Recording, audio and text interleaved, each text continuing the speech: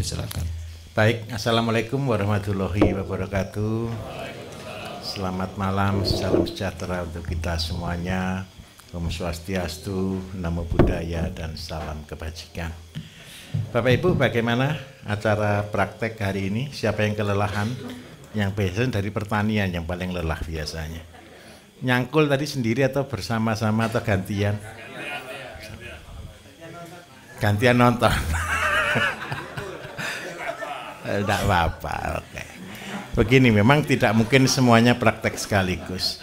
Tapi minimal Bapak Ibu betul-betul tahu dan ngeh. Seandainya ada yang kurang jelas, saya minta tolong tetap dicatat mana yang kurang, tetap kita akan diskusikan. Karena apa Bapak Ibu, mungkin hari ini ada yang kurang, tapi besok ketika sudah berjalan, ini kan kita lakukan rutin, semua kan kebagian. Gitu. Yang makan tadi, yang untuk itik atau untuk entok sama ayam tadi, terasa jamunya enggak kira-kira? Enggak, yang ini dulu. Terasa ya? Gitu. Begini loh Bapak Ibu, kenapa kita harus praktekkan itu semuanya? Kalau Bapak Ibu hanya melakukan parsial, sebagian, Bapak Ibu akan mudah sekali tersaingi. Ingat, kalau mau menjadi seorang pemimpin, seandainya Bapak Ibu menjadi produsen dan menjadi market leader, Bapak Ibu harus punya spesifikasi yang berbeda. Semua orang bisa tanam padi, bisa atau tidak? Tapi tanam padi yang berkualitas belum tentu. Semua orang bisa tanam sayur yang berkualitas belum tentu. Semua orang bisa ternak ayam, ternak itik, ternak kambing, tapi yang berkualitas belum tentu. Kalau mau menjadi pemimpin, milikilah 3 kriteria. Yang pertama, buat yang terbagus, itu wajib. Terus yang kedua, buat yang termurah. Terus yang ketiga, yang tidak pernah disaingi orang lain, buat yang berkualitas. Kualitas di dalam makanan adalah pengobatan. Kalau 3-tiganya ini Bapak Ibu bisa buat di dalam satu produk, Bapak Ibu akan menjadi seorang leader, seorang pemimpin. Contoh. Yang di herbal dulu saya tanya, buat rebusan, buat jus, buat gitu mudah atau susah? Kan tidak ada yang tersembunyi kan? Semua nyata kan? Nah, ini hari kedua ya, anggap kedua, ketiga baru datang. Saya minta maaf, dengan hanya minum rebusan, dengan makan seadanya seperti itu, Bapak Ibu sudah bisa merasakan tidak? Ke badan lebih enak, walaupun kalau capek semua pasti capek. Tapi ke badan lebih fresh, lebih seger, bisa merasakan tidak kira-kira? Merasakan. Padahal cuma sederhana, tidak ada yang istimewa di dalamnya. Nah, seandainya pola hidup ini kita teruskan, nanti setelah Bapak Ibu sampai full 5 hari di sini, saya jamin deh, Bapak Ibu punya kekuatan, punya stamina, punya badan itu kayak sudah betul-betul energik. Bapak Ibu, di antara Bapak Ibu ada yang pernah ikut pelatihan? Pelatihan umum begitu? Pernah? Berapa hari Pak? 5 hari. Beda enggak dengan pelatihan di sini? Kalau pelatihan umum Bapak Ibu saya jamin 100%, siang itu ngantuk semua. Terus malam itu sudah kayak lemes gitu loh. Nah, tetapi pelatihan di kita, Bapak Ibu kerja keras, saya yakin semua kerja keras. Baik dari peternakan, baik dari pertanian, baik dari herbal, semua kerja keras. Tetapi satu yang saya pegang, ketika kita makan sehat, pola sehat, terus yang diminum juga sehat, insya Allah kita tetap akan selalu sehat. Nah, saya berharap ini bukan manipulasi, ini adalah kenyataan. Dan inilah yang akan membuat Bapak Ibu berbeda di dalam bisnis. Oke ya, nanti saya akan nambah materi sambil dari pertanyaan Bapak Ibu. Kemarin pertanyaan dari kelompok mana yang sudah 2 orang kemarin? Dari sini ya. Oh sekarang pindah di sini ya. Oke sekarang dari sini ya. Oke ayo 2 orang dulu. Mari 1, 2. Oke. Mikrofon.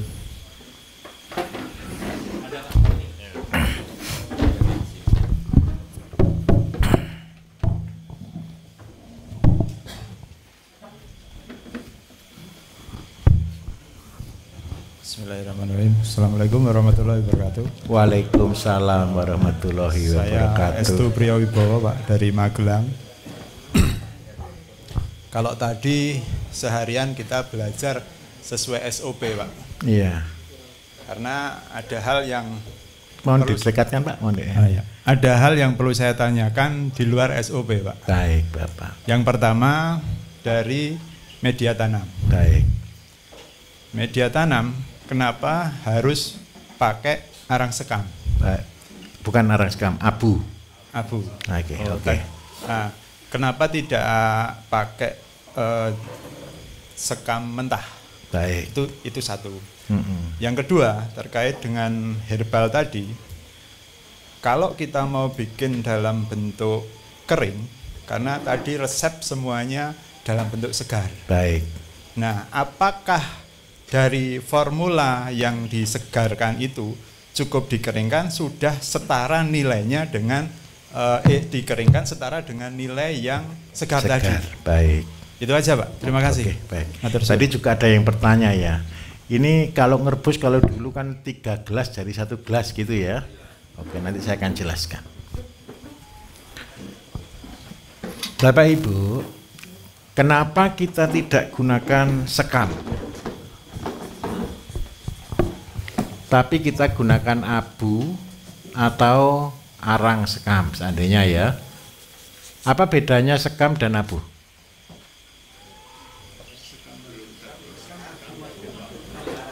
Sekam ini masih aktif, betul ya, masih bahan basah, masih bahan biasa. Kandungan di dalam sekam kalau utuh itu keluarnya cuma silika namanya. Dan serat kasar.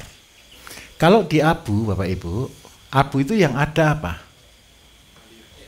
Ca. Kalsium. Silikanya tetap ada. Nah, terus sekarang kalau kita siram air, kalau dikasih sekam, airnya cepat habis atau tidak? Kalau sekam, habis kan, kering kan? Kalau abu, menangkap. Berarti kenapa kok bentuknya harus abu? Terus yang saya tambah lagi satu item. Kalau disekam, jamur tumbuh atau tidak? Kalau di abu, berarti fungsinya abu di sini apa? Yang pertama mengikat air, dan yang kedua melawan bakteri, jamur terutama, atau yang jelek, yang jahat. Jadi musuhnya fusarium, musuhnya virus itu karbon. Nah, itu kunci utamanya. Terus yang kedua, Bapak Ibu kepengen nyiram terus atau nyiram berkala? Berkala. Karena itu gunakan media abu. Terus yang kedua, kalau Bapak Ibu membuat herbal, herbal itu dari daun segar. Saya jelaskan sedikit tentang masalah herbal.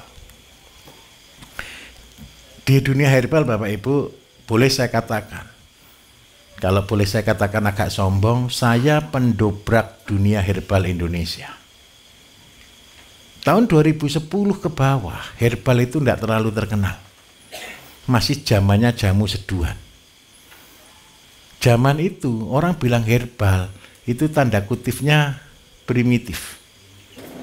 Betul atau tidak?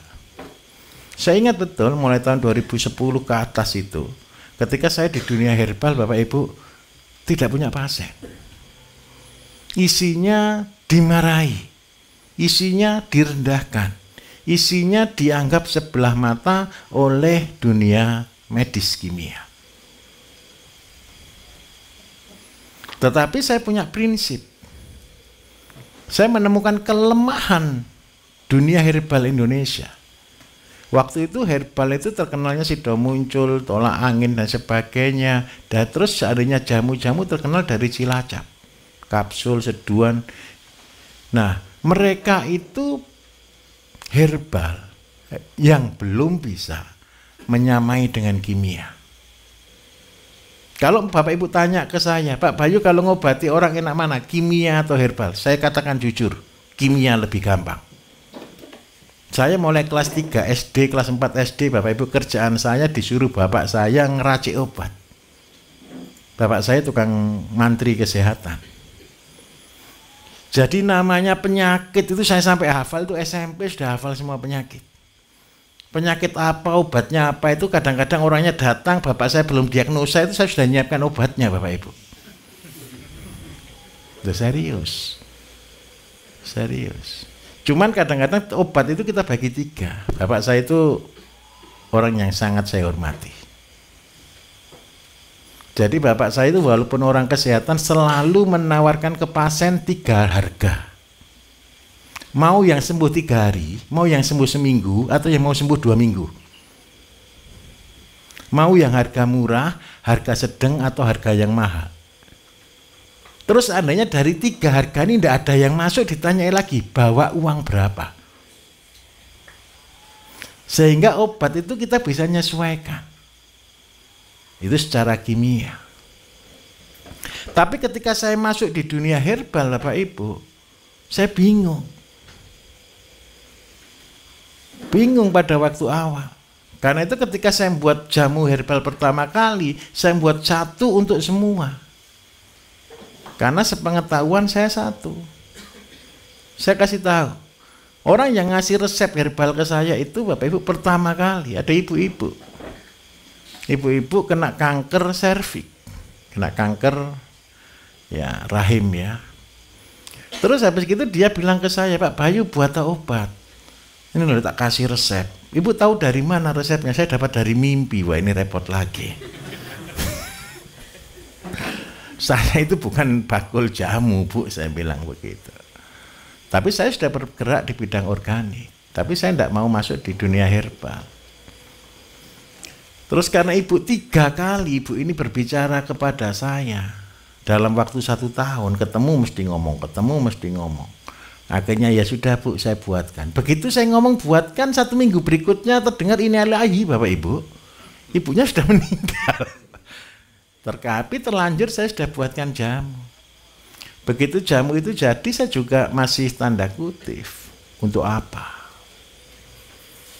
Akhirnya pasien pertama saya itu saya dikasih orang tua saya. Bapak saya telepon. Ini loh ada orang sakit kusta. Wes orangnya kasihan tolong bantuan. Ya saya cari namanya, saya datangi rumahnya. Orang sakit kusta tinggalnya di mana Bapak Ibu kira-kira? Diasingkan. Saya datang, saya temui dia, ini suami istri, diasingkan di tengah sawah. Saya obati mereka berdua, terus saya kasih motivasi, saya suruh makan makanan sehat begitu. Dan bersyukur alhamdulillah, dalam 3 bulan lukanya sembuh semua. Terus yang paling keren 1 orang kusta itu Bapak Ibu benjol-benjol. Yang paling keren 1, disiram air panas lo tidak akan terasa apa-apa. Karena bukan kebal Pak, sarafnya mati. Sampai jarinya putus itu dia tidak tahu. Nah terus habis itu dia kena, suatu hari dia kena pisau dan dia bisa teriak aduh Bapak Ibu. Nah itu berarti sarafnya dia mulai pulih. Ketika dia mulai pulih ya saya bersyukur, setiap bulan saya kontrol. Setiap bulan saya datangi orang berdua suami istri, tidak punya anak. Terus saya bilang ke mereka, jalan satu-satunya untuk bisa diterima oleh masyarakat, Bapak harus ngobati orang. Saya kasih jamu 1 botol, diminum dan diteteskan. Ada orang digigit ular, datang ke situ. Ada orang kena cangkul, datang ke situ. Ada orang jatuh, dikasih obat dari dia. Akhirnya banyak sekali orang-orang sembuh ditolong oleh dia. Itu. Akhirnya dia diterima di warga. Itu menjadi 1 semangat bagi saya untuk membuat herbal. Pada waktu itu herbal saya tidak saya jual Bapak Ibu. Saya cuma bagi-bagikan saja. Ada orang, saya pernah sekali dapat pasien jenderal waktu itu. Dia mau pengangkatan jenderal, tangannya tidak bisa hormat Bapak Ibu. Stres enggak kira-kira? Sudah susah-susah sekolah gitu ya, mau masuk ke bintang dia tidak bisa hormat, stroke Bapak Ibu ceritanya. Stroke, akhirnya karena gugup sekali dia telepon, ya sudah saya kirim. Dalam waktu 3 hari akhirnya dia bisa pulih dan dia bisa hormat. Hormat itu kan gampang cuma gini. Tapi kalau orang stroke nggak bisa, Pak. Betul atau betul? Kalau orang stroke ngangkat tangan gini aja loh nggak bisa, padahal kan gampang. Gitu. Nah, dari sana saya mulai belajar.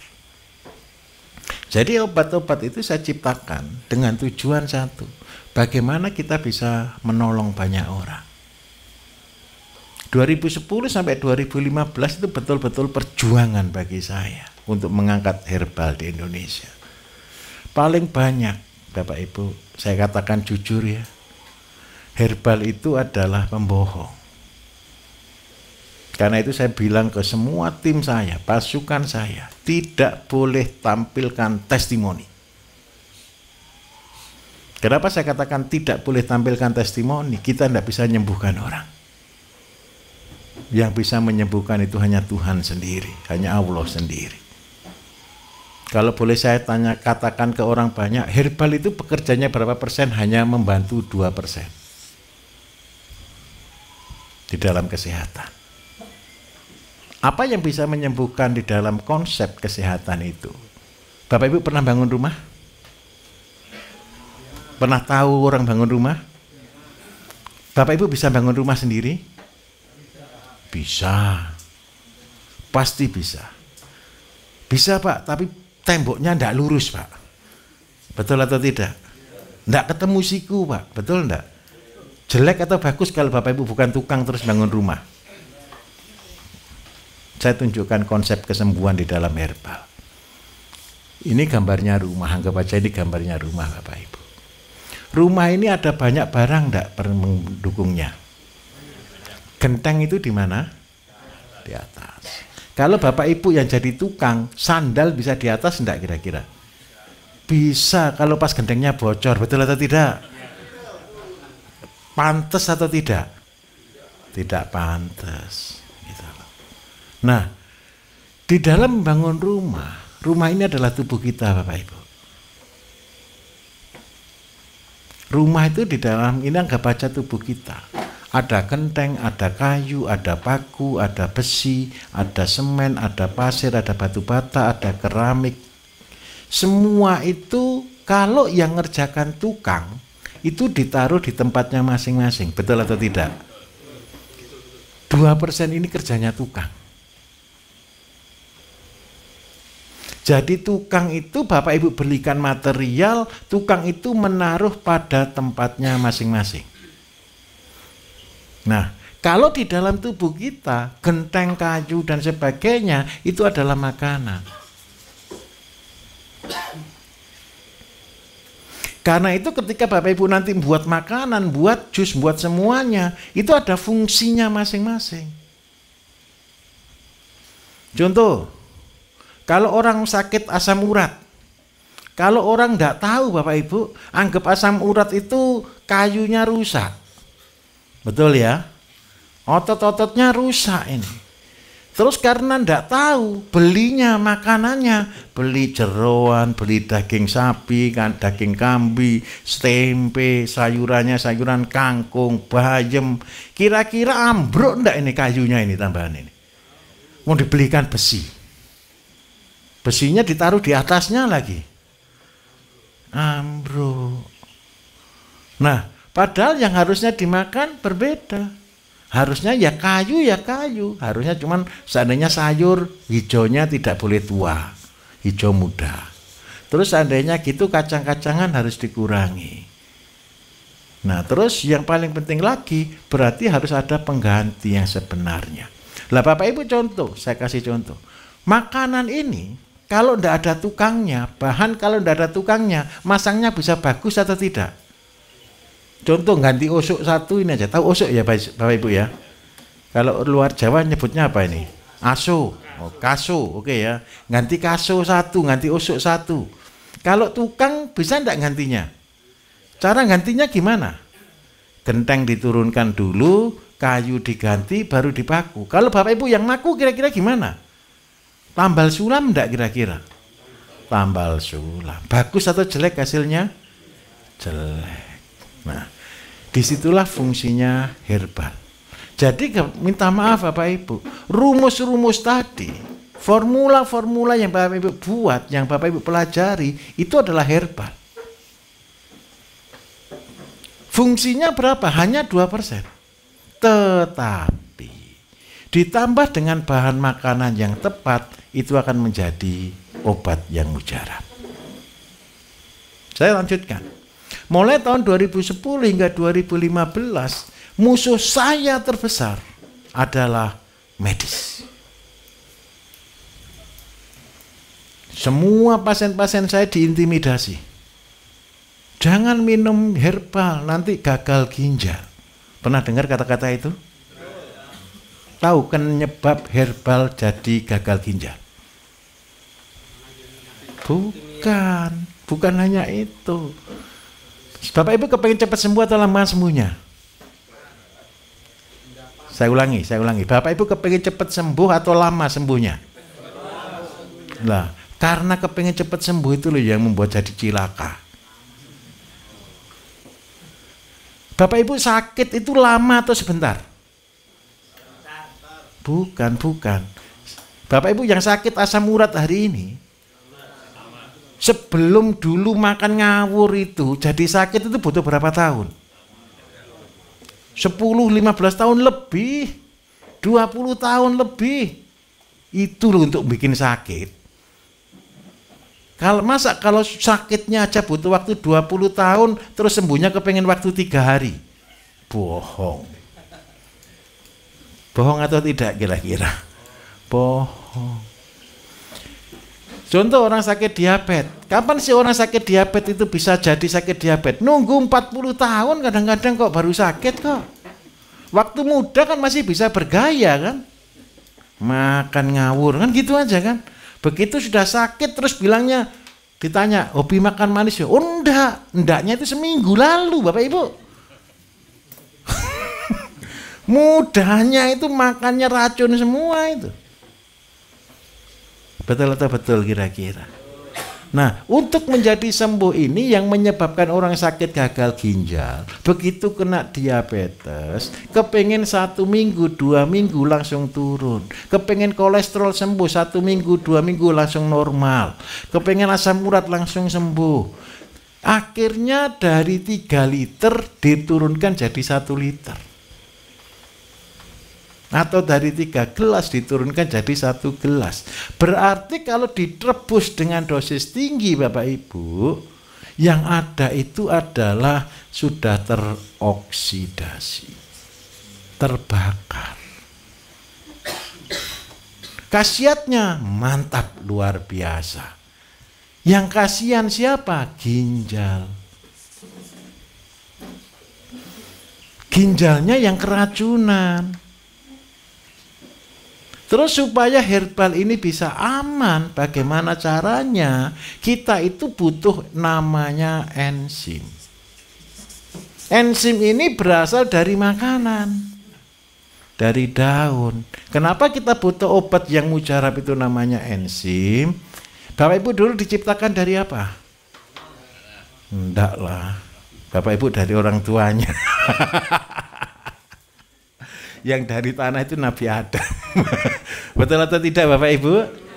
Betul. Tapi prinsipnya manusia diciptakan dari tanah.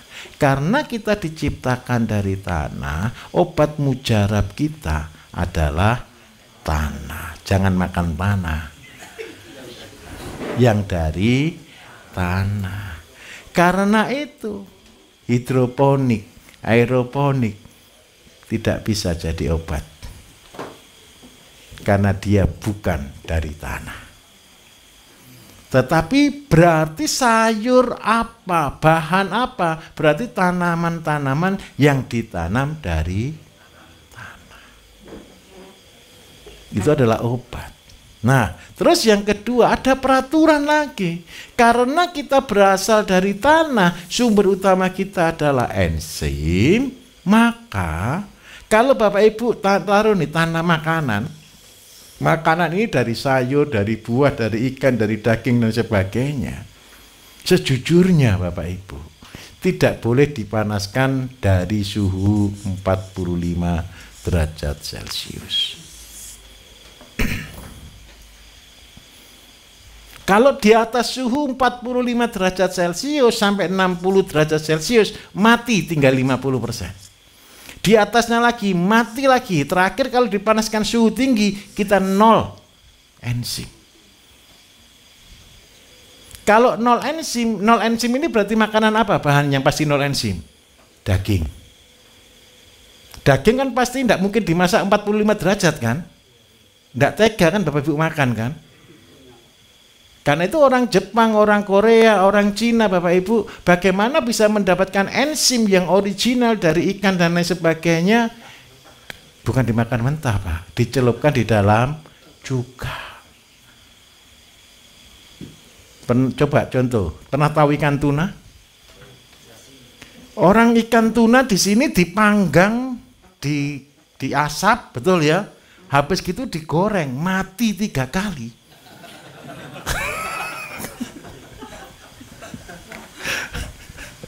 Tahu ya arti mati 3 kali ya. Coba bayangkan, dapat masuk ke kapal sudah mati atau belum?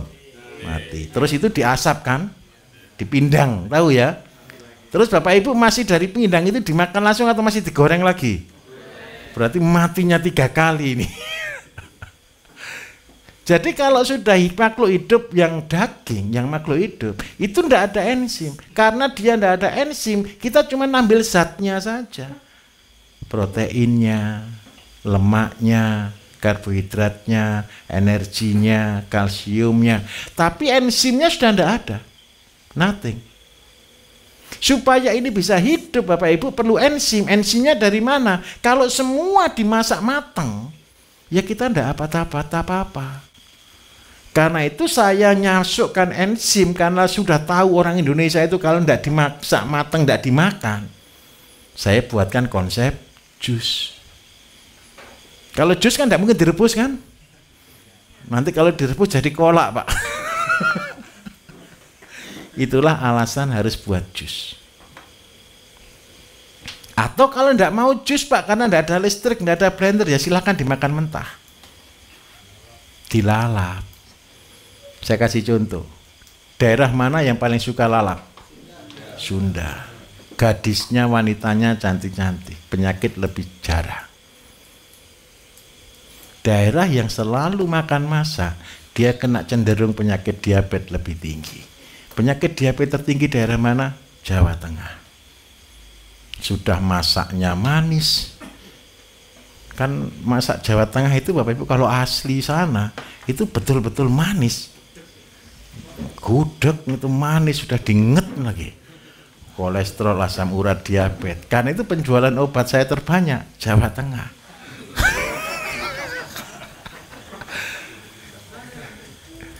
Saya itu sampai hafal Bapak Ibu begini. Saya mendiagnosa suatu penyakit daerah itu tergantung dari makanannya.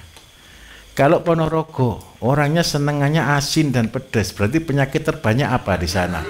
Hipertensi sama sakit lambung. Jawa Tengah karena hobinya makan manis, diabetes. Orang Indonesia Timur, mana orang Indonesia Timur ini? Kalau Kupang, Rote, Soto sampai sana tanahnya kapur, penyakit banyak, paling banyak apa? Kencing yang batu ginjal. Nggak usah disuruh. Orang yang paling seneng Ambon dan sebagainya, yang paling hobi dengan minuman keras, penyakitnya apa paling banyak? Liver. Itu sudah hukum. Apa yang dimakan menyebabkan penyakit apa.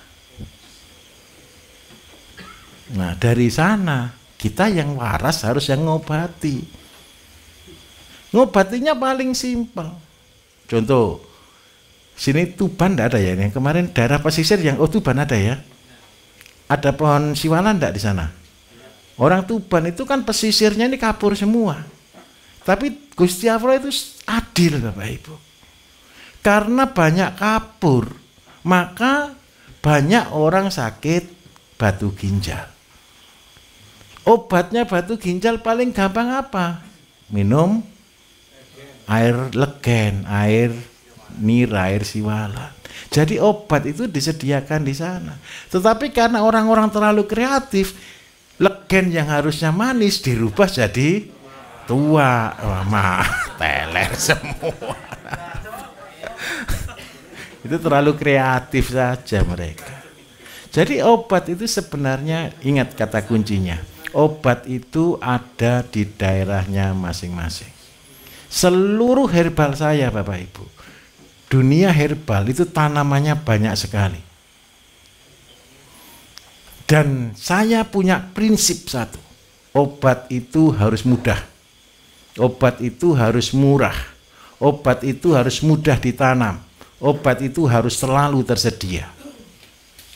Karena itu semua resep saya buat konsep yang ada di sekeliling kita.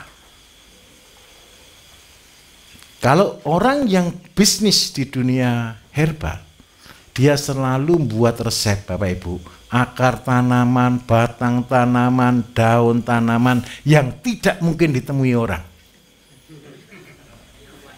Betul atau tidak? Supaya bisa mahal harganya.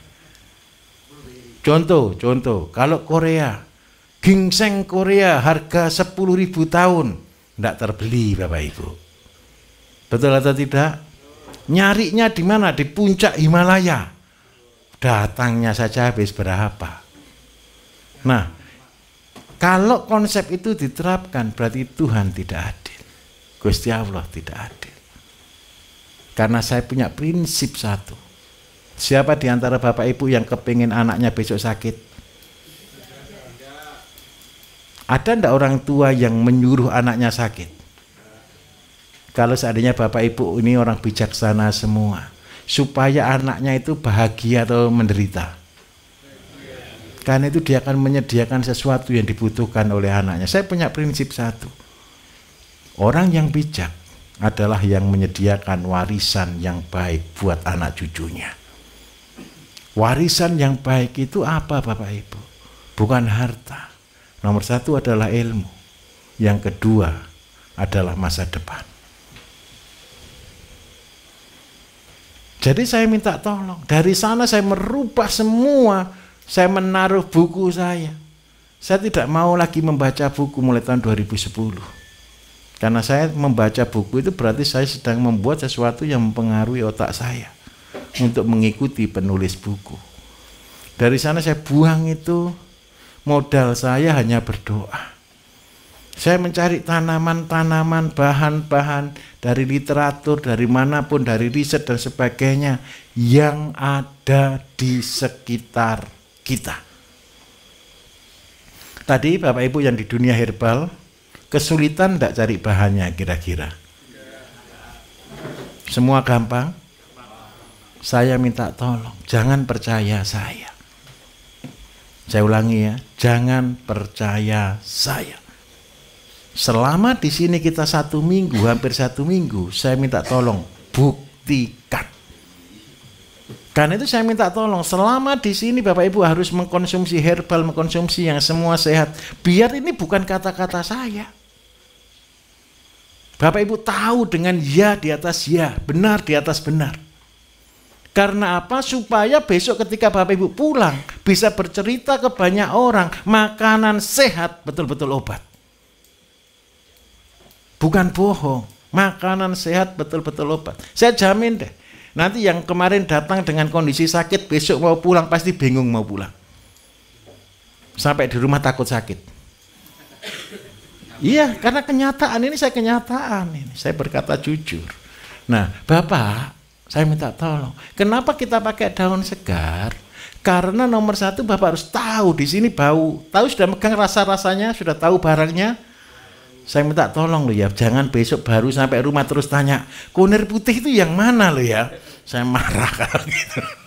Mumpung di sini kalau enggak jelas catat. Mumpung di sini Bapak Ibu ini saya harapkan jadi manajer, jadi pemimpin. Kalau enggak jelas catat. Kalau pas saya kosong, ayo kita ngobrol. Karena apa Bapak Ibu akan saya harapkan betul-betul jadi leader. Jadi pemimpin besok ke depan. Nah, Seandainya daun seger ini tidak praktis, Pak. Kenapa kok tidak praktis? Masa saya bawa daun sukun kemana-mana satu kresek? Boleh dikeringkan. Syarat pengeringannya suhunya tidak boleh lebih dari 45 derajat. Terus yang kedua, ketika memasaknya tadi tahu konsepnya mendidih, matikan.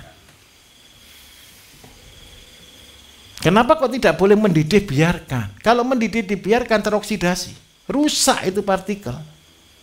Tapi ketika mendidih matikan, mendidih itu maksimal 90 derajat sudah Bapak Ibu. Tidak sampai 100 derajat itu. Itu aja sudah kehilangan 50% kita ini dari enzim yang ada. Karena itu saya tetap mempertahankan jus. Terus yang kedua, ada orang juga tanya, kalau Bapak Ibu ada orang ngomong gini, loh kalau saya terus-terusan minum jamu Pak Sledrik, nike dan sebagainya, apakah tidak mempengaruhi ginjal? Saya mau tanya, Bapak Ibu sudah pernah makan sayur enggak seumur hidup ini? Sebentar, bukan sayur seger, bukan. Masak sayur bening, sayur lodeh, sayur sop, sudah pernah atau belum? Sudah berapa tahun? Kenapa kok enggak gagal ginjal?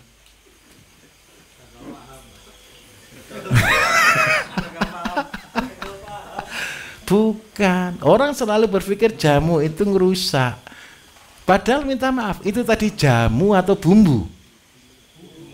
Bumbu. Saya kasih tunjuk. Kenapa sih bangsa asing, Belanda, Eropa dan sebagainya ambil 350 tahun barang dari kita? Untuk apa? Untuk obat.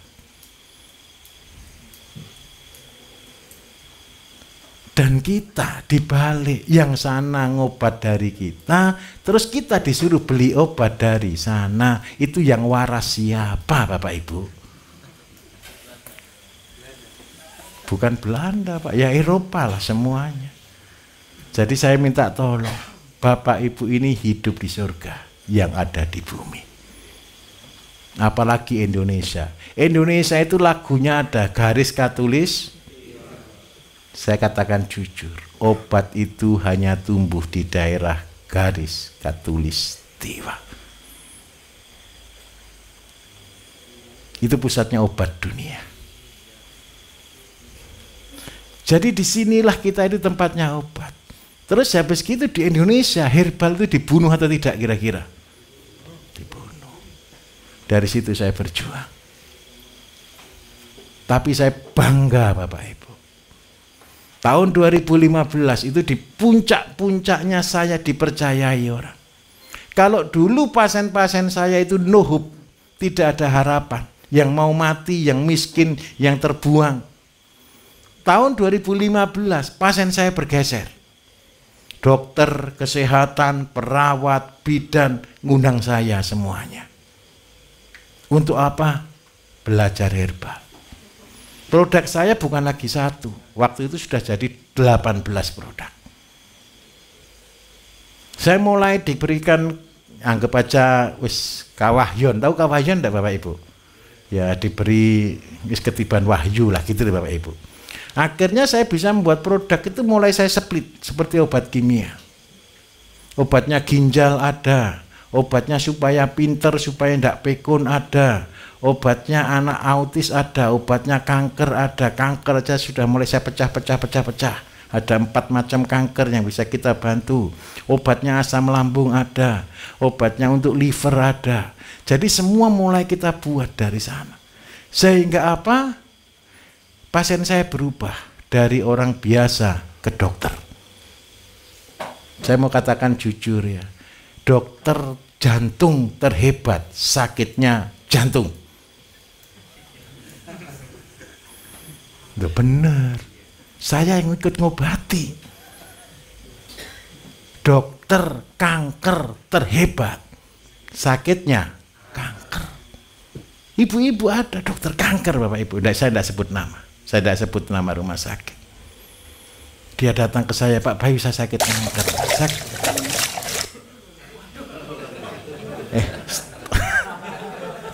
Kok motong ayam masuk di situ? Kaget saya. Iklan tadi. Jadi suatu hari Bapak Ibu dokter kena kanker payudara. Kanker payudara ibu-ibu ya. Pak Bayu saya sakit kanker payudara. Obat apa yang tercocok? Saya bilang dia berguru Bapak Ibu. Saya bergurunya gini, Bu coba di open biopsi dulu deh. Ngawur aja ini sudah positif kanker Pak. Ya sudah kalau begitu di kemo Bu. Kemo itu tidak menyembuhkan. Dioperasi saja, ngawur lagi. Coba bayangkan. Ini dokter bilang begitu. Kenapa kalau Bapak Ibu yang sakit langsung kemo? Betul atau tidak? Operasi.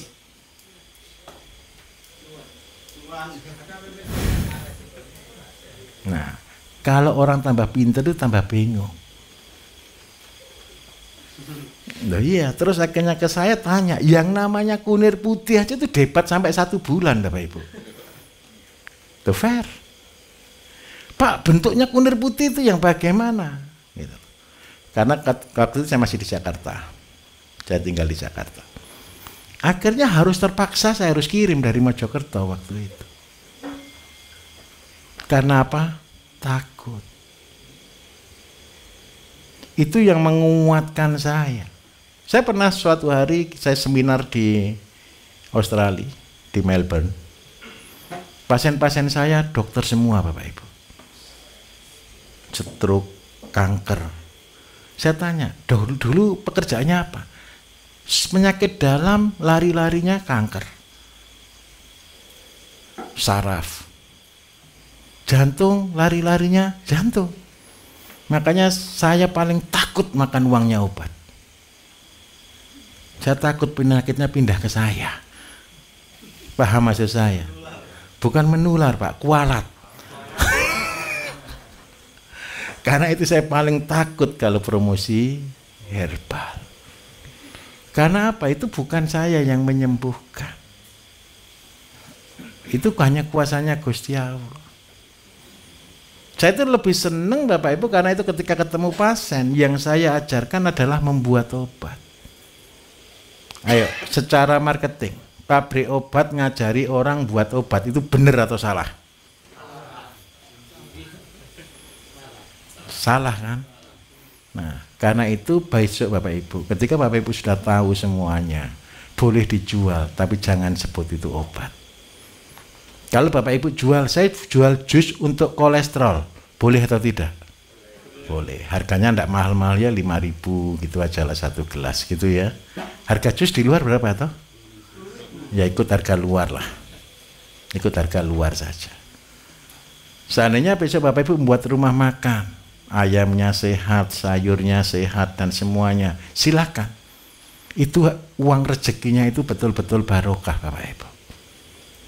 Jadi kalau ada orang diabetes, Pak, karena Bapak diabetes, nasinya dibuat khusus, sayurnya dibuat khusus, beda sayur. Kalau diabetes tadi ada apanya di situ? Ada pari.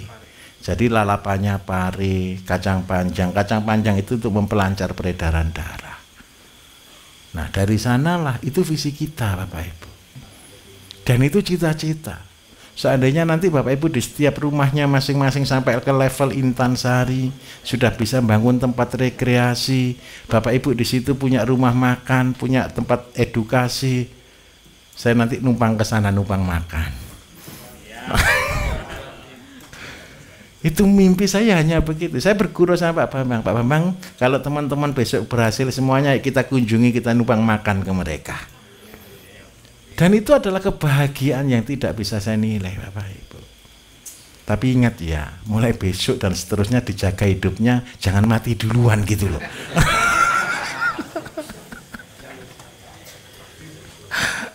Ya mati itu takdir betul. Tapi minta tolong dijaga.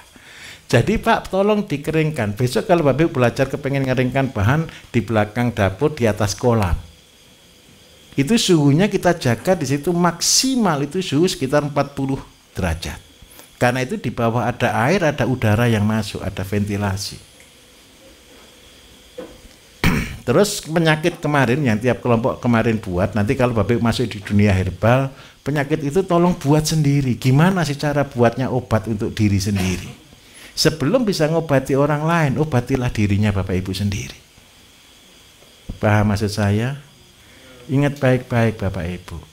Karena Bapak Ibu akan menjadi orang-orang yang di depan, yang akan mengajar banyak orang. Lah itu nanti akan mempengaruhi tanaman apa yang Bapak Ibu akan tanam. Kalau sekelilingnya orang sakit diabetes, asam urat, kolesterol terlalu banyak, ya tolong yang ditanam di rumah itu ya untuk kebutuhan warga. Jangan ikut tren. Ciptakan tren. Karena itu di paling dasar di dalam pelatihan kami cukup gitu. Nanti kalau sudah cukup Bapak Ibu akan ditambah sendiri. Percayalah, konsisten aja di situ. Dari pasien diwakili dari sekeliling itu 100 saja. Kalau Bapak Ibu nanti sudah pasien sampai 1000, saya jamin Bapak Ibu yang nek kok belum tentu siap kok. Paling rumahnya dikunci terus kemana? Padahal tidur ngomongnya luar kota. Loh, fair. Tadi Bapak Ibu kan sudah diajari Pak Potro terapi di sini ya. Bapak Ibu tahu enggak Pak Potro itu saya ajari cuma berapa jam? 2 jam. Betul Pak. Malam begini saya baru tiba di Pekalongan waktu itu. Jam 10 saya tiba, Pak, kita ketemu di hotel. Pak Potro tak ajari sampai jam 12, jam 1 malam. Setelah sampai selesai itu saya bilang ke dia, Pak besok praktek mijet. Loh Pak, saya belum siap. Sudah praktek saja saya lihat. Jadi saya di sini konsultasi pasien, saya lihat Pak Potro terapi di sana. Dia bilang ke saya, Pak saya paling kuat nerapi 2-3 orang. Loh iya enggak apa-apa, jalani aja. Paling nanti 30-40 kok satu hari. Begitu kecemplung, tahu kecemplung Bapak Ibu? Ini teorinya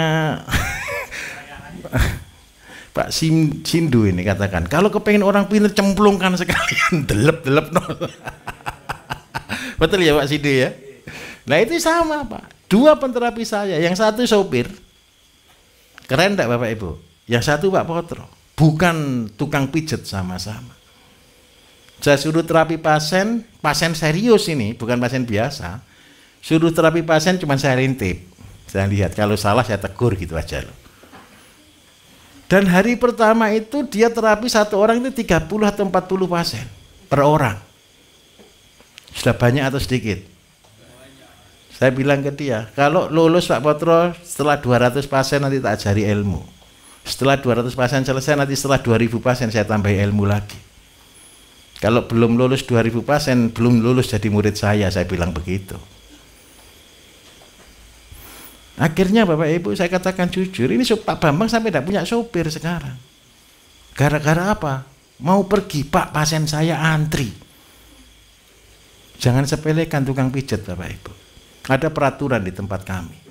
Tidak boleh tentukan tarif.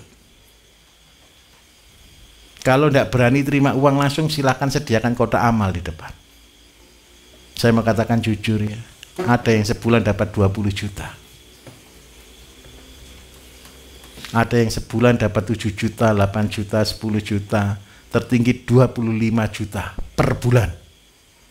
Itu pasiennya sampai jam 12 malam. Itu perempuan. Pertama kali saya panggil semua, suaminya itu protes ke saya, Pak Bayu, masa bojoku mau dadekno tukang pijet Pak? Begitu Bapak Ibu. Loh serius gitu. Tapi begitu dia terima pasien, saya bilang ke dia, untung mana jualan herbal atau jadi tukang pijat? Alhamdulillah Pak, pijatnya lebih banyak katanya. Tapi tolong ya, jangan motivasi uang, jangan. Motivasilah membantu. Pasien saya pertama tahu Bapak Ibu saya ceritani, tukang tambal ban. Suatu hari saya nginep di daerah Pengging. Pengging tahu ya, Pengging itu Boyolali ya.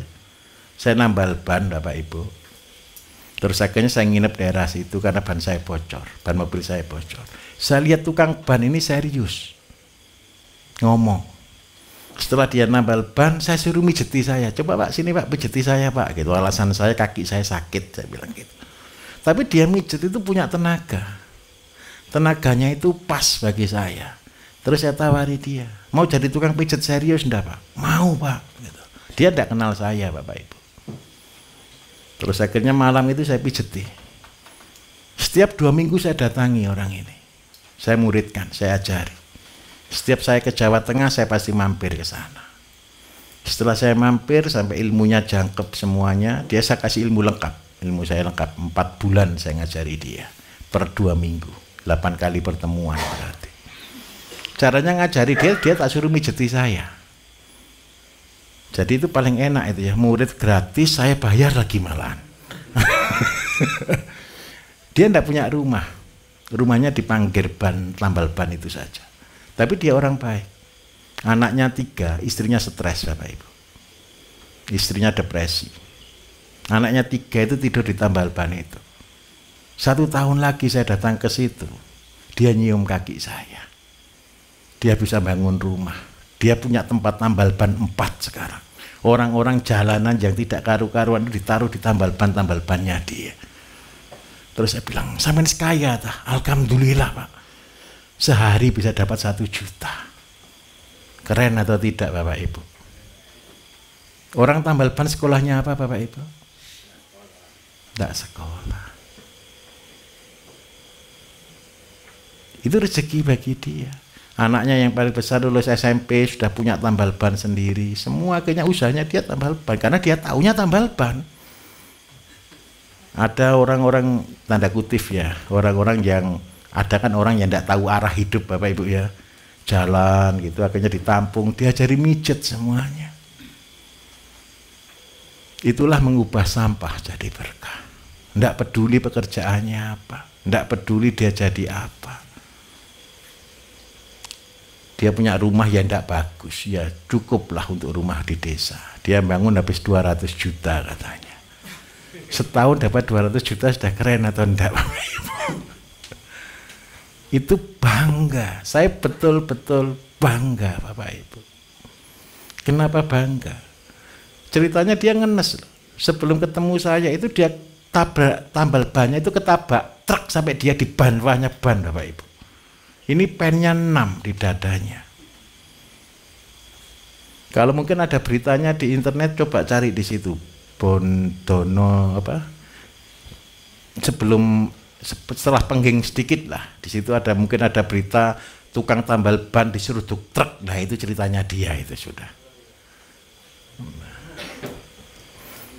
Banyudono, Banyudono, oke di situ dia.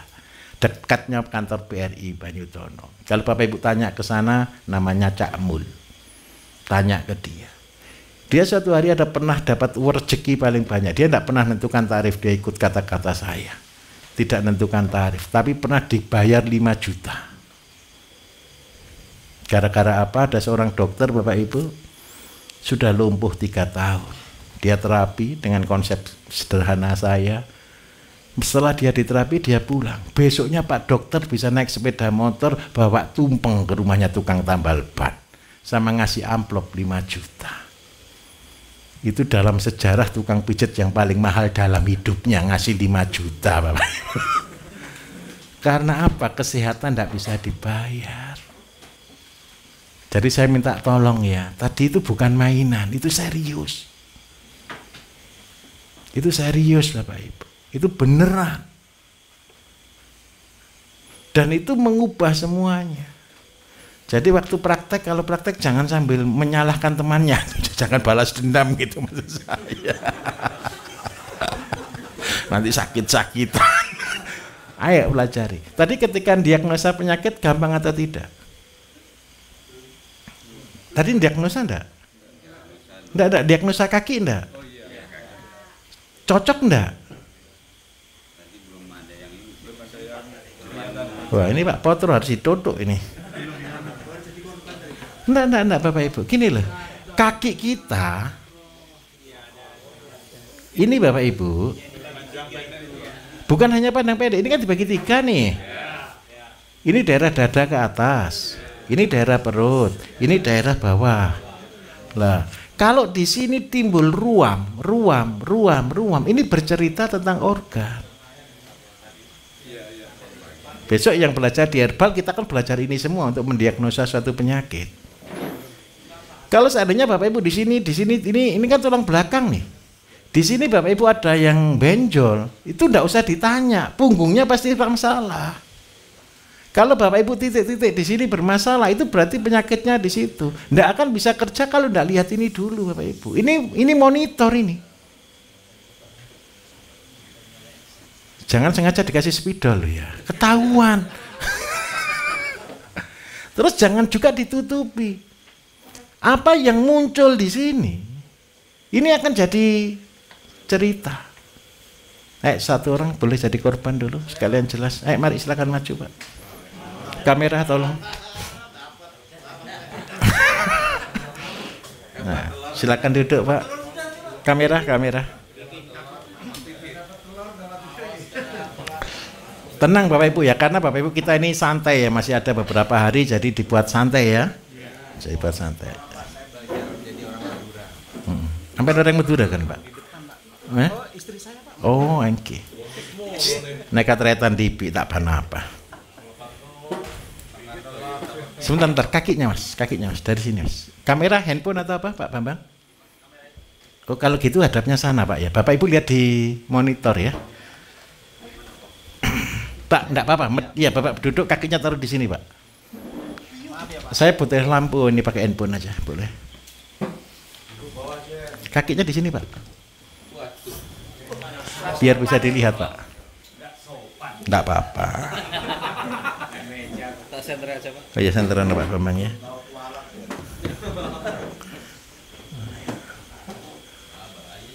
Oh tapi sehat sekali ini.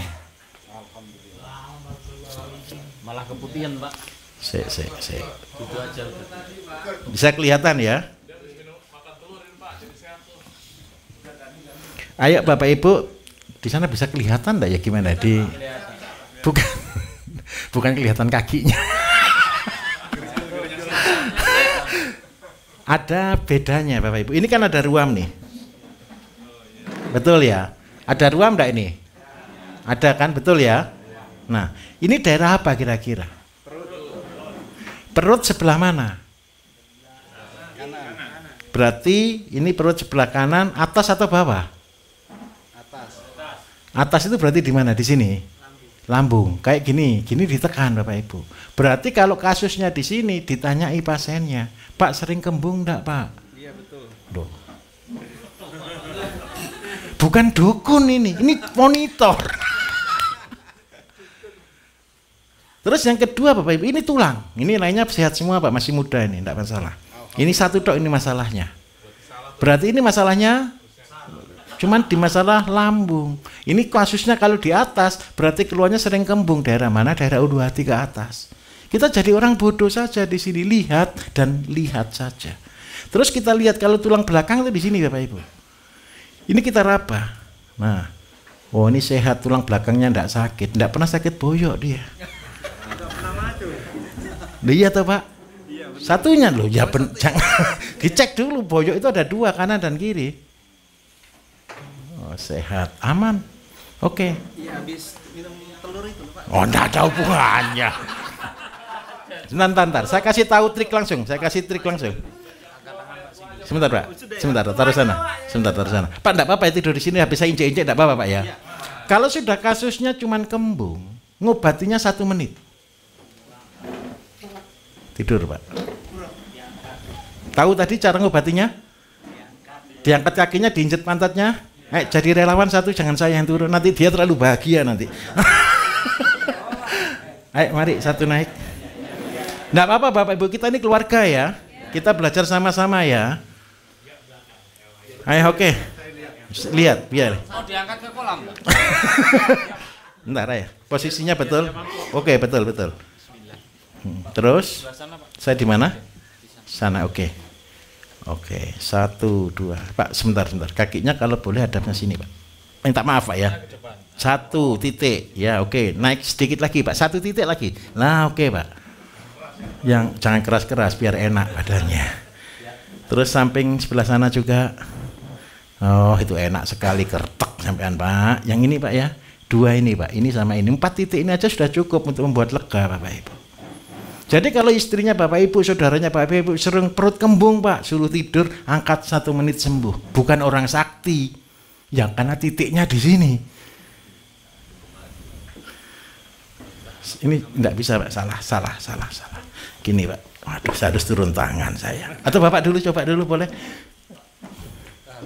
Kehalang saya, oke baik. Saya di mana Pak Bambang? Saya di sini, oke. Sebentar Pak. Cara mijet itu sepele Bapak Ibu, tapi itu butuh pengalaman ya. Kakinya Pak. Oke, kurang maju sedikit posisinya Pak, maju 1 langkah Pak. Oke, senja. Oke, ya naik sedikit 3 cm. Oke. Nah, enak, mantap. Oke, terus sekarang pantatnya. Turunkan sedikit tangannya Pak, biar tidak licin. Nah, oke, sudah. Turun sedikit tangannya. Oke, injek itu Pak. Yang tidak boleh diinjek ini jangan injek tulang ekor ya Bapak Ibu ya. Orang bisa buta. Nanti ekornya keluar. Oke. Pak, oke, sudah enggak apa-apa. Oke. Pak, ada bedanya enggak Pak? Lega enggak rasanya Pak? Ini membuat kelegaan di daerah perut Bapak Ibu. Boleh satu lagi testimoni ke depan untuk kita periksa? Oh, ya Pak Sindu ya, boleh ya Pak Sindu ya. Oke, enggak apa-apa. Nanti 2 orang. Bapak di sini dulu enggak apa-apa. Bapak yang meriksa. Enggak apa-apa. Hati-hati ya, jangan mati-mati. Ada tembaknya Pak, awas. Pak Sindu minta maaf. Kameramen. Maaf Pak ya. Minta maaf dinaikkan Pak. Enggak apa-apa, mari Pak. Wah, ini pekerja keras sekali nih Pak Sindu ini ya. Bapak mari lihat. Mana yang bermasalah? Wih, sehat sekali Pak. Mana yang bermasalah kira-kira? Ini masalah enggak Pak? Coba lihat. Mana yang hitam Bapak Ibu? Coba cek, ayo. Mana yang merah? Ini garis-garis ini menunjukkan satu, ini pekerja keras. Berarti kena air, sering kena panas. Jadi ngapal.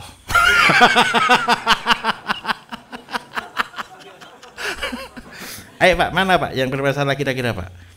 Ini kotoran Pak, bukan hitam Pak, ini Pak, kotoran. Ayo Pak, mari Pak, lihat Pak. Daerah mana yang sakit? Ini masalah Pak ya, betul ya. Agak ruam sedikit enggak Bapak Ibu ini? Kalau di sini agak ruam. Kalau ruam yang bawah sini kira-kira titik apa?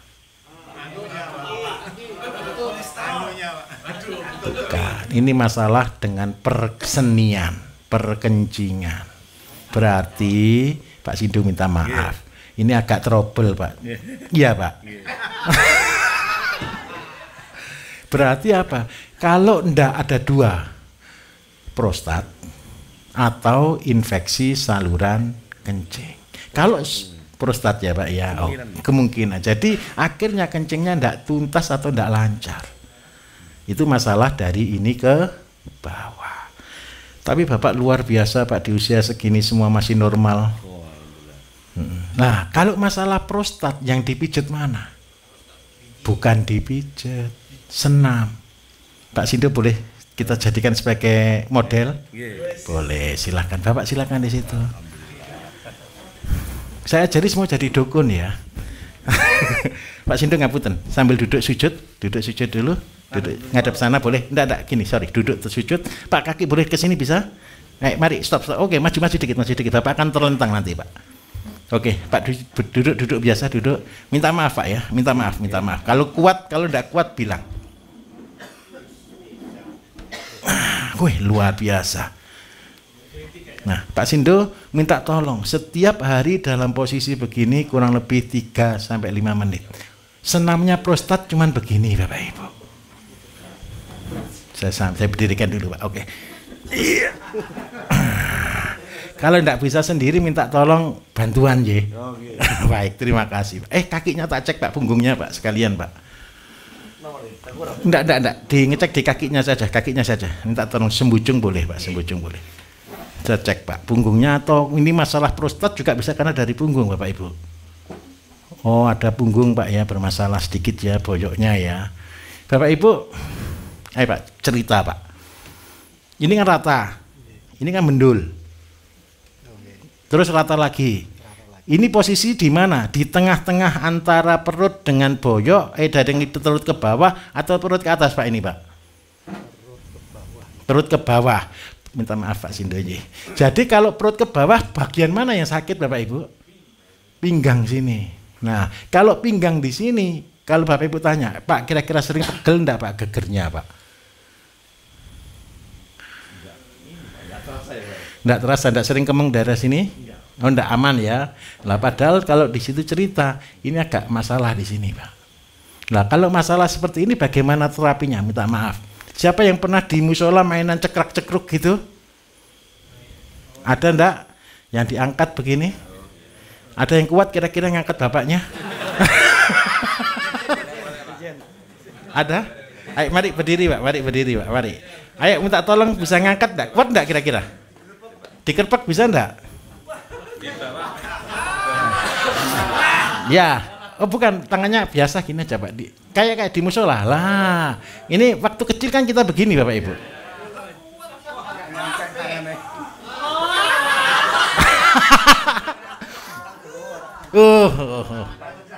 Ntar, saya aja, enggak apa-apa. Enggak. Pak Sido minta maaf, tangannya gini aja. Kalau begini Bapak Ibu, kalau tangan begini kita kan enggak sampai. Tangannya pasien suruh begini. Minta maaf Pak Sindo ya, saya taruhkan di sini, saya pegang begini. Oke, begini ya. Terus dia alhamdulillah. Enggak bisa bunyi, betul-betul bermasalah. Pak, besok tolong cari Pak Potro biar diurut dulu. Ini berarti bermasalah. Harusnya kalau orang enggak bermasalah ketika diangkat dia langsung krek. Kalau enggak krek berarti ada masalah. Minta maaf, terima kasih Pak Sindo.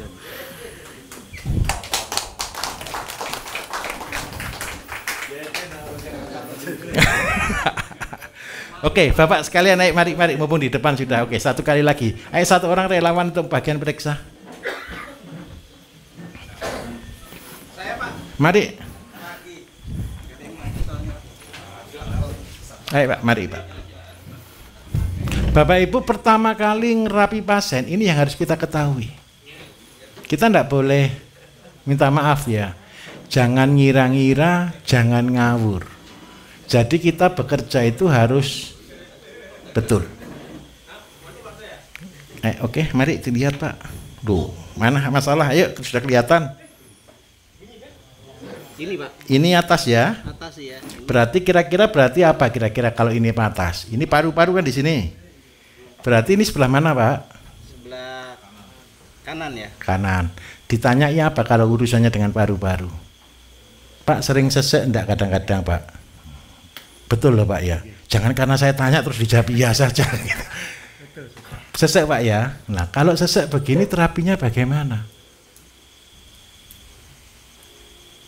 Tadi dia jadi terapi lengkap enggak? Tangan di gini duduk di situ Pak. Bisa terapi ngangkat begini tadi dengkulnya? Oh, belum lengkap ya. Enggak. Duduk dulu Pak. Duduk biasa. Sila biasa.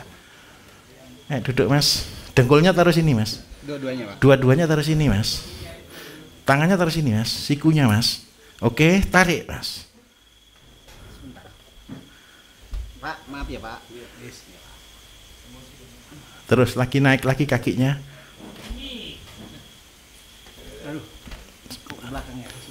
Santai. Tenang, enggak usah gupuh.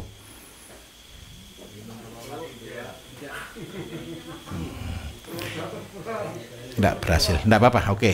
Ini caranya terapi. Seandainya Pak saya cuman sendiri, enggak bisa ada orang yang menerapi. Padahal yang harus diterapi adalah punggung saya, punggung yang bagian atas. Kalau ini, minta maaf saya turun tangan. Caranya begini Pak. Bunyi Pak ya, enak ya. Nah, sudah, berarti sudah sembuh Pak. Coba Pak berdiri. Pergerakan apa yang membuat Bapak susah? Gerakan apa yang biasa Bapak terasa nyeri atau enggak enak? Aman, sehat. Nah, boyok nanti. Ya Pak, tolong periksa boyoknya. Tadi belum diperiksa boyoknya. Jangan cuma terdengar cerita pasien, Pak boyok saya sakit, diperiksa dulu. Pasien juga biasa bohong. Sakitnya biar lama dipijitnya. Aduh, ini ini coba teraba aja tulangnya. Ada masalah enggak? Oh ini Pak. Oh ya, di mana sama di boyok ya, betul. Yang satunya juga cek kanan kiri enggak boyoknya? Di sebelah kanan aja ya. Loh, itu enggak ya, enggak ada ya. Berarti yang sebelah mana yang sakit? Sebelah kiri itu silang Bapak Ibu. Berarti sebelah kanan yang sakit. Diangkat kayak di musola dulu. Kasih telur ini. Kuat kayak model gitu, kuat enggak? Kuat Pak. Lagi Pak.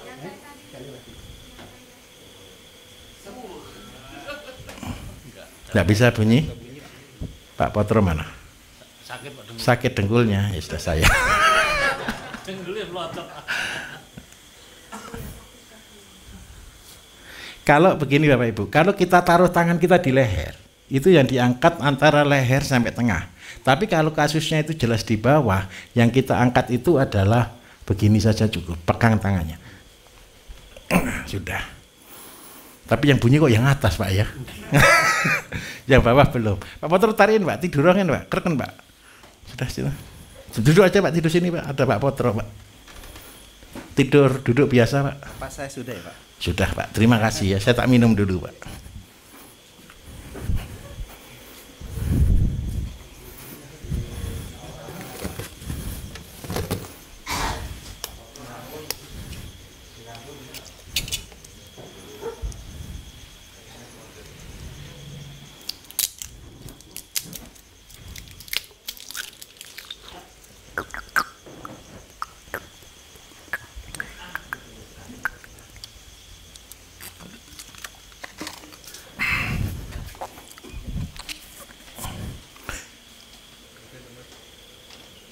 Sudah.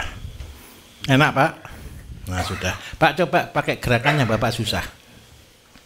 Yang Bapak biasanya gerakan susah apa? Untuk sujud, untuk sholat susah atau gimana? Yang biasa susah? Yang biasa sakit? Coba. Sekarang masih sakit enggak Pak?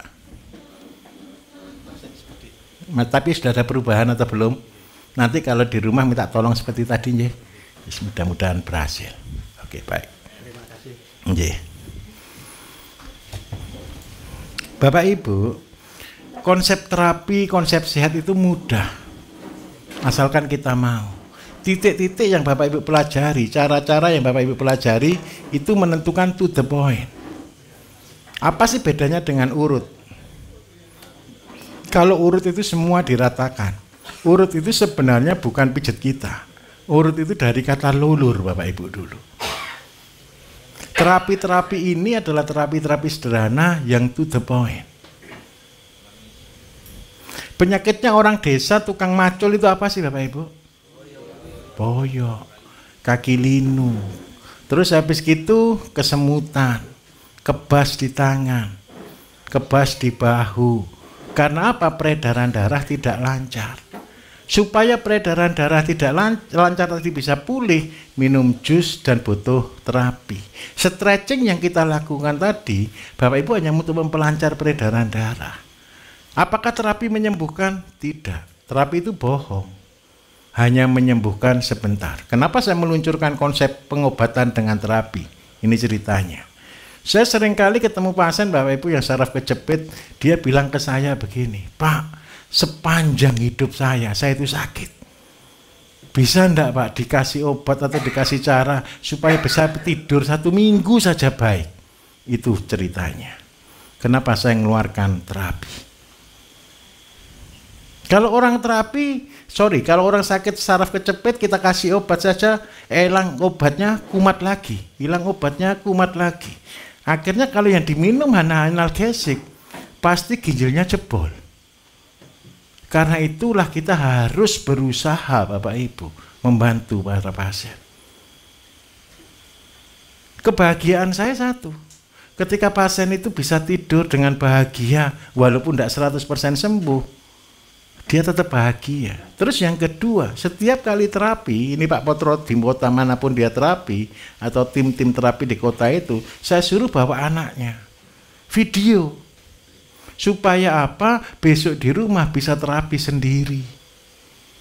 Contoh, masa kalau gini aja datang ke tukang pijat? Datangnya aja bisa berkilo-kilo, betul atau tidak Bapak Ibu? Padahal kalau ada anaknya, ada suaminya, atau ada istrinya di rumah, bisa membantu terapi mandiri. Itu konsep kami. Kalau full lengkap Bapak Ibu, yang besok kita lakukan salah satunya kan kiropraksi. Kalau kiropraksi sesungguhnya Bapak Ibu, bayarnya 200 juta di Jepang. Ya memang ini ada 2 orang atau berapa orang yang besok akan terus ke herbal ini? 1, 2, ada 3. Ini penterapi saya datangkan dari TCM Bapak Ibu. Ini salah satu masternya. Jangan salah, usianya 73 tahun. Jurus-jurus Tai Chi sudah mahir. Umur 70 tahun kaki terlentang segala jurus Bapak Ibu. Angkat-angkat ngangkat saya katanya ringan. Ini 73, saya harus tobat kok lihat dia itu. Itu jadi salah satu gurunya penterapi besok. Jadi saya minta tolong, nggak harus jadi orang hebat. Lakukan dari yang paling simpel. Lakukan dari yang paling sederhana. Dan itu semua tidak bohong. Ketika Bapak Ibu diagnosa penyakit tadi, jangan main mata hati loh ya. Minta tolong, boleh sih pakai mata hati kalau hatinya sudah betul-betul bersih. Nanti kalau hatinya masih kabur, nanti tambah salah diagnosa. Ini tuh menakut-nakuti pasien. Jadi diagnosa dari apa yang ada, tapi tolong jangan nakut-nakuti. Ketika ketemu, oh sakitnya ini, ya ngomong sakitnya ini, tanya kira-kira sakit enggak Pak, gitu loh. Karena apa? Kaki tidak pernah bohong. Gambar itu tidak pernah bohong. Tubuh kita itu jujur. Kalau sakit pasti sakit, kalau enggak pasti enggak. Kadang-kadang pasien juga ada yang aleman. Oh saya sakit ini, sakit ini, sakit ini, sakit ini. Semua dibilang sakit, kakinya bersih. Itu berarti yang sakit apa? Pikirannya. Kalau gitu jangan diterapi aneh-aneh. Terapi sambil bergurau gitu sampai lupa masalahnya. Pulang sembuh dia. Minggu depan datang lagi sakit lagi. Itu kepingin ngajak ngobrol. Nah, oke, saya lanjutkan. Satu lagi dari belakang pertanyaan. Kipas tolong dibantu Mas. Saya keringetan.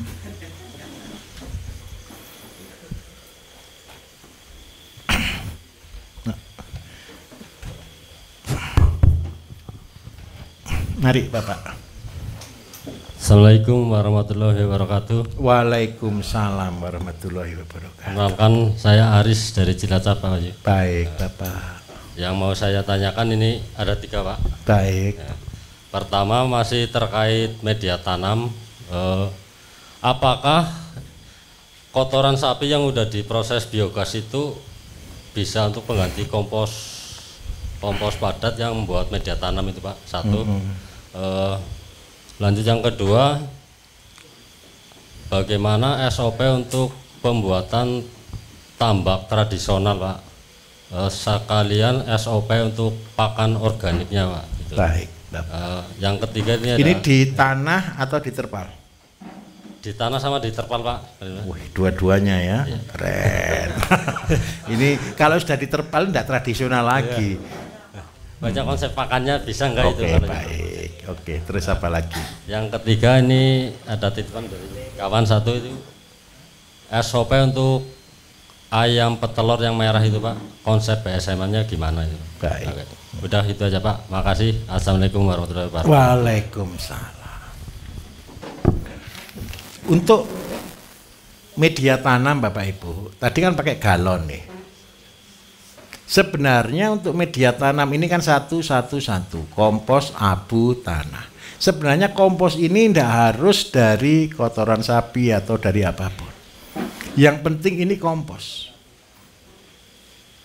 Seandainya Bapak Ibu di perkotaan tidak punya sapi, tidak punya ayam, tidak punya ternak, buat kompos hitam dari daun. Yang penting di sini cuman ininya loh. Airnya ini harus mengandung nutrisi dan atau horti. Jadi media ini Bapak Ibu itu hanya media. Tetapi intinya itu dari sumbu yang naik ini loh. Konsep ini Bapak Ibu sebenarnya untuk apa sih? Yang pertama, Bapak Ibu mau mupuk tanaman, kepingin pupuknya itu terus ada atau berkadang-kadang ada? Kalau pemupukannya itu terus ada, kira-kira berarti nutrisi tanaman terpenuhi atau tidak? Terpenuhi. Jadi di atas ini Bapak Ibu ini hanya untuk media tanam, akar itu nanti sampai di sini. Sampai nempel di sumbu. Dan yang diserap bukan lagi tanah ini, tapi dari sini. Tapi di awal masa pertumbuhan, masa vegetatif, dia ambil ini. Jadi untuk komposnya Pak, boleh. Oke ya. Terus yang kedua, kalau Bapak mau buat tambak udang atau apa ini? Udang, baik. Tambak udang tradisional Bapak Ibu. Kalau untuk tradisional, Bapak kan tidak punya kincir. Berarti Bapak kan perlu kincir. Kincir yang hidup namanya apa? Bandeng. Bisa dibandeng? Oke. Jadi perbandingannya 5:1. 5 udang 1 bandeng. Bandeng ini sebagai apa? Pengaduk oksigen. Karena dia bergerak mengatur itu. Terus yang kedua, kedalaman. Ini saya kasih pilihan terbagus. Mas minta maaf ya, datangkan eksa bisa enggak? Bisa, oke. Kalau bisa datangkan eksa, gali tambaknya 6 meter Mas. Dalamnya. 6 meter itu airnya ketemu 5 meter. Terus tujuannya untuk apa 6 meter? Supaya komposisinya bukan 5:1 tapi 5:5. Atau bahkan 5:10. Padat sebarnya. Gini, kenapa milih udang? Orang senang milih udang Bapak Ibu karena udang harganya mahal. Betul atau tidak? Kalau saya, ini kalau ikut cara saya dulu ya Mas ya, nanti baru saya ikutkan cara umumnya. Tapi ayo kita buat perbandingan. Kalau kita pakai 5:1, 5 rean dibanding dengan 1 rean, itu untuk tambak dalam 1 meter atau kurang. Tetapi, ayo kita perbandingkan, seandainya bandeng saya buat umur 6 bulan, kalau dengan kedalaman 5 meter air, kalau luas seandainya kita buat, saya minta maaf saya pakai 1 hektar ya, nanti dibagi sendiri ya. Kalau seandainya 1 hektar, berarti Bapak Ibu ini kali 10.000, ketemu berapa kubik? 50.000 liter, 50.000 kubik ya. Seandainya 1 kubik itu 10 ekor bandeng, berarti berapa ekor populasinya? 500.000 ekor. Seandainya saya mau free tanpa modal, berarti kita harus menyediakan kompos. Kalau paling bagus kalau untuk bandeng kotoran ayam boleh. Tetapi karena kita juga kepengen panen udang, berarti udang itu dengan padat terbar kurang lebih sekitar 20 rean gitu 1 hektar. Berarti anggap aja 100.000 untuk udang. Berarti kita fokusnya 2. Tapi ada penjala Mas bisa 5 meter? Bisa kan ya? Soalnya kan tergantung pabriknya. Pabriknya nanti mau, soalnya sekarang yang jala kan biasanya pabrik sendiri kan. Seandainya ada jala yang bisa sampai 5 meter dengan terbar sekitar 20 rean 100.000, maka yang terjadi ini, untuk dasar per 1 meter persegi butuh pupuk sebanyak 1 kilo rumen sapi. Berarti butuh berapa ton? 10 ton. Anggap aja 1 truk lebih sedikit. Oke ya. Beli rumen sapi. Ini masnya yang punya rumen sapi ini berbahagialah. Itu harta karun. Itu harta karun itu. Nah, kalau sudah diisi 10 ton rumen sapi, air masuk. Ketika air sudah masuk, maka ini sudah pasti penuh dengan fitoplankton. 10 ton ini adalah makanannya udang yang 100.000 ekor. Jadi kalau udang ini kita timbang, maksimal beratnya adalah 2-4 ton. Kalau kita tidak perlu tambah makanan apapun. Makanannya dia apa berarti? Rumen. Terus yang kedua, karena kita kan kepengen juga tidak produksi cuma 2 ton nih, sampai 4 ton nih. Maka yang harus kita berikan di sini singkong. Kalau tidak ada singkong, Mas, gamblong. Tahu gamblong? Gamblong itu ampasnya singkong. Onggok. Oke, onggok. Berikan onggok sebanyak 1 ton tiap minggu. Sudah buang di situ, umurnya sampai 2 bulan saja nih. Baru serok sudah. Bandengnya biarkan. Ayo kita perbandingkan. Seandainya nanti keluar sekitar 4 ton deh. Karena tradisional ya. Berapa harganya kalau seandainya sekarang ini, kalau asumsi kami untuk 2 bulan Bapak Ibu sudah di size anggaplah 60 sampai 70. Kalau 60-70 dengan harga 80 sampai 80 ribu lah paling mahal. 80 kali 4 ton ketemu berapa ya? Berapa? 4 ton 4.000 kali 80.000 ketemu berapa ini? 32 nolnya. Oh banyak juga ya ternyata uangnya ya. Modalnya gratis atau enggak? Ya beli Pak, udangnya itu beli murah, bibit udang itu Bapak Ibu. Tapi untung mana kira-kira? Udangnya atau bandengnya yang usia 6 bulan. Bandengnya isi 500.000 karena kedalamannya dalam. Makanannya makanannya bandeng apa Bapak Ibu? Makanan bandeng itu ada lumut yang ada di pinggir-pinggir, betul ya? Apa? Klaop, terserah lah bahasanya, sudah terserah. Nah, supaya muncul itu berarti dikasih apa kira-kira? Bukan, dia perlu media untuk tinggal. Berarti kasih kotoran ayam yang dalam karung. Nah itu nanti tempatnya tinggal produksi makanan. Dia produksi di sini. Terus yang kedua saya minta tolong rumusnya tetap sama. 1/3 adalah asola. Jadi buat kolom di sampingnya untuk khusus asola. Lah makanannya bandeng dari asola, yang kedua dari kotoran ini yaitu anggaplah kayak jenis jamur lumut di air. Oh tumbuh, tenang saja. Jangan di air laut pokoknya. Di air payah tumbuh. Nah ketika dia sudah tumbuh ini jadi makanan. Seandainya 500.000 ini mortalitasnya tinggal separuh. Berarti tinggal 250.000. Seandainya karena 6 bulan 1 kilo isi 4 atau 3. Berarti ketemu berapa Bapak Ibu? 80 sampai 80 ton deh. Ya 80 ton kan. Harga bandeng berapa ya? Enggak lah, harga bandeng itu cukup mahal, bisa 20.000. 20.000 kalau kali 80 ton ketemu berapa?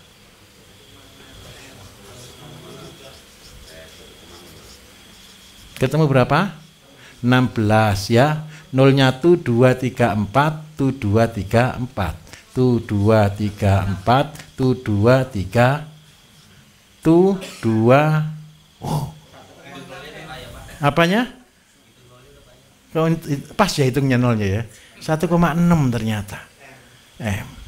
Mas, tolong ya jadi miliarder ya. Tapi syaratnya kalau ini kolamnya harus dalam. Banyak orang selalu ngejar udang Bapak Ibu. Tetapi minta maaf. Udang sama bandeng untungnya banyak mana? Resikonya banyak mana? Ya sudah cari yang pasti-pasti saja.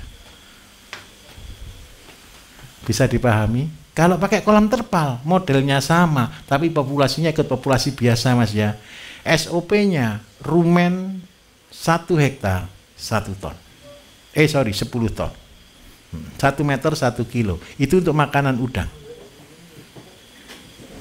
Nah kalau untuk 1 meter mencapai ini, gini loh. Kalau airnya dangkal, panas airnya itu. Kalau panas, ikan itu enggak tenang. Kalau airnya dalam, oksigen itu cukup. Dan dia bisa nempel di semuanya. Kalau seandainya boleh, jangan panen di usia cuman size 70. panenlah di usia size 20 sehingga harga bisa di angka 100-120 ribu. Begitu ya Pak ya. Apalagi yang tanya tadi? Ayam petelur. Nah, SOP untuk ayam petelur. Ini SOP dari bayi atau sudah besar? Dari kecil. Sama. SOP dari kecil ya. Untuk jadi rencana mau beli pulet nih. Dari pulet atau dari DOC? Dari DOC. Baik. Kalau dari DOC Bapak Ibu, makanan utamanya tetap sama. Kalau untuk pertumbuhan yang bagus itu mengandung jagung. Jagung giling. Sudah, jagung giling saja itu sudah cukup. Seandainya kepingin tambah Pak dengan tepung ikan untuk jadi konsentrat, boleh. Tapi tepung ikan yang asli ya. Soalnya tepung ikan itu banyak yang dicampur dengan, bukan tepung Pak, pasir laut sama grajen. Ini fair, saya mau katakan fair. Karena itu banyak orang Pak, daripada saya beli tepung ikan, lebih murah beli konsentrat ayam. Itu ceritanya. Tetapi kalau untuk kecil bolehlah pakai konsentrat daripada rumit. Tetapi kalau untuk jumlah besar besok apalagi jagungnya bisa mandiri, nggak usah dikasih ini pun boleh pakai jagung. Jeleknya apa sih kalau cuma pakai jagung? Saya harus katakan jujur. Bukan lama Pak, ayamnya itu telurnya nggak bisa besar. Tapi kuningnya keren, kualitasnya keren. Pabrik pakan itu kalau jagung mahal paling bingung. Nah, terus yang kedua selain jagung yang dibutuhkan lagi adalah kalsium, kalsium. Lah kalsium ini paling gampang Mas begini. Pelihara apa kira-kira yang banyak kalsiumnya? Yang ada cangkangnya apa? Keong, kepiting. Ya cari yang paling murah keong. Cari keong. Tahu krecon enggak Bapak Ibu? Remis tahu enggak? Yang di sungai-sungai yang kecil-kecil banyak itu. Apa yang bisa dibudidayakan? Kalau gampang keong deh sudah. Keong paling gampang. Keong ini dimasak. Kemudian digiling halus cangkang plus daging. Nah ini dicampur dengan jagung. Ini sudah jadi ngalah-ngalahkan konsentrat proteinnya dan pertumbuhannya. Terus supaya dia tidak kanibal, ini kan termasuk panas. Semakin tinggi protein, saya ulangi, semakin tinggi protein, ayam itu agresif. Yang membuat dia tidak tergantung dengan keagresifan, berarti butuh namanya sayur. Sayur paling gampang apa Bapak Ibu? Kangkung boleh, alga boleh, asola boleh.